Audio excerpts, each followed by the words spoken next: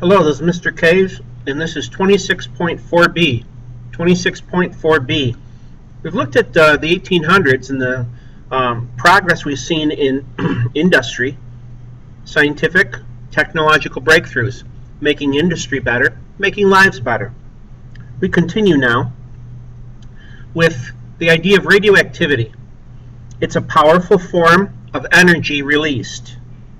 And it was discovered by Pierre and Marie Curie.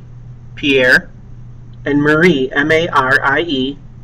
Their last name is Curie, C-U-R-I-E. By the way, the answer to a trivia question. Who won a Nobel Prize in two different categories? Well, that was Marie Curie for chemistry as well as physics. In fact, doing their work for radioactivity, it actually cost the lives of this couple because they died of radioactive poisoning, I believe. Pierre died early, and Marie died a little bit later. They just didn't know what radioactivity was and how it affected the body. In the field of psychology, this is the study of the human mind and behavior. The study of the human mind and behavior. Psychology. A scientist who studied the human mind is Ivan Pavlov. He was a Russian. He said human actions are related to unconscious reactions to experiences. Human actions are related to unconscious reactions to experiences. And he said, we are able to change by training. I'll give you an example. Pavlov set up an experiment in which every time his dogs were going to get fed, a bell would ring.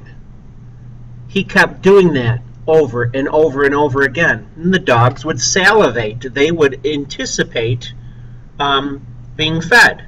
So it got to the point where if he just rang the bell, the dogs would salivate without even having food. So this was a conditioned response. And that was courtesy of Pavlov's work in the human mind. Sigmund Freud, who was from Austria, south of Germany, he was the father of psychoanalysis.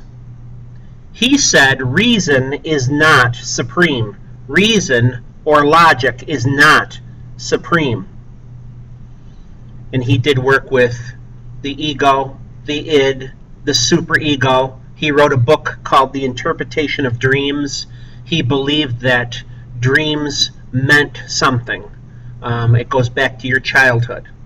Well, we'll talk about Freud later on. Now, to finish up, mass culture. Mass means popular, or of a lot of people. As you have these labor-saving devices, people now have time to spend on leisure activities. So mass culture is the appeal of art, writing, music, and entertainment to a larger audience.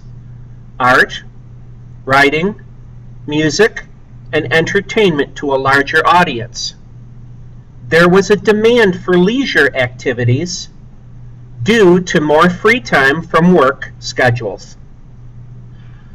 There was a demand for leisure activities due to more free time from work schedules. People weren't working 14, 15-hour work days. They were working 10 hours and then 9 hours and then 8-hour work days. They were being paid a little bit more, so now they have money and time to engage in leisure activities. So you began to see music halls, vaudeville, which is a type of variety show, V-A-U-D-E-V-I-L-L-E, vaudeville, and then the development of movies. Outdoors, you had spectator sports like soccer and cricket and track events.